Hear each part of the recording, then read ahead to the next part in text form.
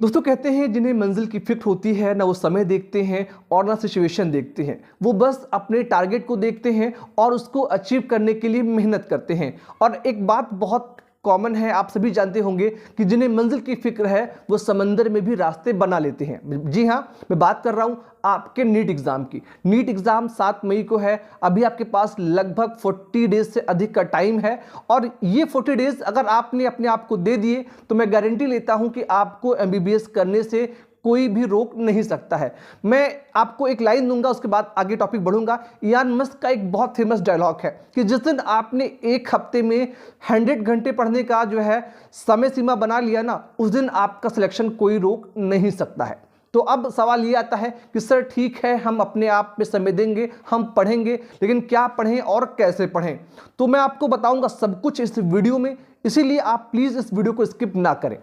देखिए, पहली चीज जो है आप नोट कर लीजिए, एनसीईआरटी की बुक। मैं आपसे हमेशा बोलता हूं कि एनसीईआरटी वो बुक है जिसको हम कह सकते हैं एक धर्म ग्रंथ। जैसे कि हिंदू धर्म में रामायण है, महाभारत है, गीता है, इस्लाम में कुरान है, वैसे ही नीट एग्जाम के लिए एनसीईआरटी बेस्ट बुक है। अगर आपने एनसीईआरटी की बुक्स को अच्छे से पढ़ लिया तो मैं गारंटी लेता हूं कि आपके नीट एग्जाम में 650 प्लस स्कोर आने कंफर्म है, क्योंकि 90% सिलेबस ऐसा है जो एज इट इज एनसीईआरटी से ही लिया जाता है और मैक्सिमम क्वेश्चन एनसीईआरटी के बुक से ही लिए जाते हैं।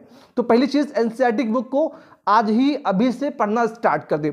दूसरी बात बहुत सिंपल सी है कि multiple coaching institute, multiple courses, multiple book और मल्टीपल चीजों के पीछे भागना छोड़ दे। समय कम है, यहां पर आपके पास एकाग्रता जो है ना वो अर्जुन जैसी होनी चाहिए, यानी आपका पूरा फोकस चिड़िया की आंखों में यानी कि नीट एग्जाम पे होना चाहिए। तो अगर आप मल्टीपल चीजों को अवॉइड कर देंगे तो सिलेक्शन आपका सिक्योर हो जाएगा। थर्ड चीज वो ये होता है कि नीट के प्रीवियस ईयर क्वेश्चन प्रैक्टिस करना। अगर कैलकुलेशन वीक है तो सॉल्व पेपर, और अगर वीक नहीं है तो अनसॉल्व पेपर। सवाल ये आता है कि कौन सी बुक अच्छी है, तो मुझे अभी एक बुक मिली है, मैं आपको दिखाता हूं। आप सभी इस बुक को परचेज कर सकते हैं, डिस्क्रिप्शन मैंने लिंक मेंशन कर दिया है। फ्रेंड्स, मैंने बहुत सी बुक्स देखी बट मुझे बुक ये अच्छी लगी। जी हाँ, ये ओसवाल बुक्स की बुक है। इसमें आपको नीट के क्वेश्चंस मिल जाते हैं प्रीवियस ईयर वाले, ठीक है। आप डिटेल देखिए फिजिक्स, केमिस्ट्री और बायोलॉजी की, ठीक है। अब मैं आपको दिखाता हूँ इस बुक की खासियत क्या है जो मुझे बहुत अच्छी लगी। इन्होंने सबसे पहली चीज़ क्या किया है कि स्टार्टिंग के ही पेज बता दिया है कि आपको किस पेज नंबर पे क्या कुछ मिलने वाला है। बहुत अच्छी चीज़ है, इसमें माइंड मैप्स मिल जाएंगे, नीट के सॉल्व पेपर मिल जाएंगे, ठीक है।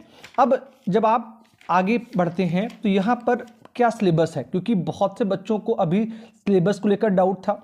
तो वो सिलेबस फिजिक्स का क्या है, केमिस्ट्री का क्या है, बायोलॉजी का क्या है, आपको सिलेबस मिल जाएगा।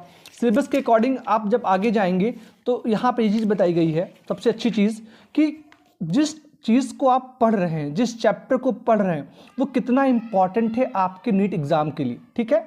लाइक दैट उसका वेटेज क्या है, ठीक है। यहाँ पर आपको वेटेज दिया गया है चैप्टर वाइज, ठीक है।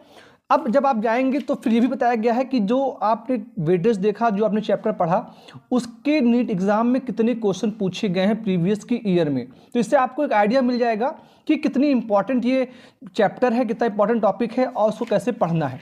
फिर अब आप आगे बढ़ते हैं तो आपको मिलता है पहला नीट का सॉल्व पेपर जो कि लेटेस्ट है, रिसेंट ईयर का है, ठीक है। आप इसको देखिएगा ऐसे, ये सितंबर 4 का है, री एग्ज़ाम जो हुआ था, ठीक है। अब यहाँ पर फिजिक्स का ये पेपर है, इसी में कंप्लीट पेपर है फिजिक्स, केमिस्ट्री और बायोलॉजी का, ठीक है। जब आप आगे जाते हैं तो यहाँ पर आपको मिलता है ओएमआर सीट, यानी आपने जो प्रीवियस क्वेश्चन देखा उसको सॉल्व कर कर आप ओएमआर फिल करेंगे।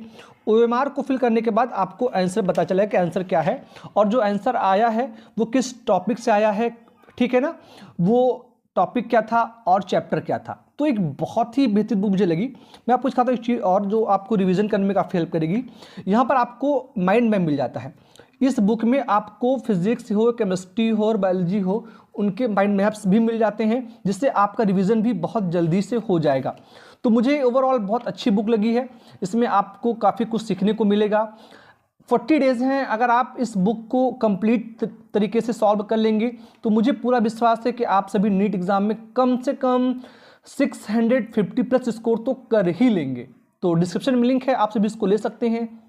फ्रेंड्स, अब बात बुक की हो चुकी है तो अब ये आता है लास्ट पॉइंट, वो है टाइम मैनेजमेंट। 40 डेज हैं तो आप किस समय बेहतर रिलैक्स फील करते हैं, आप कितने घंटे टॉपिक्स को पढ़ते हैं, कितने घंटे आप क्वेश्चन प्रैक्टिस करते हैं, इस शेड्यूल को आप इस वीडियो को देखने के बाद सबसे पहले बना लीजिएगा, क्योंकि अब आप समय कम है तो आपको कम से कम 12 to 15 आवर्स डेली पढ़ना ही पढ़ना पड़ेगा।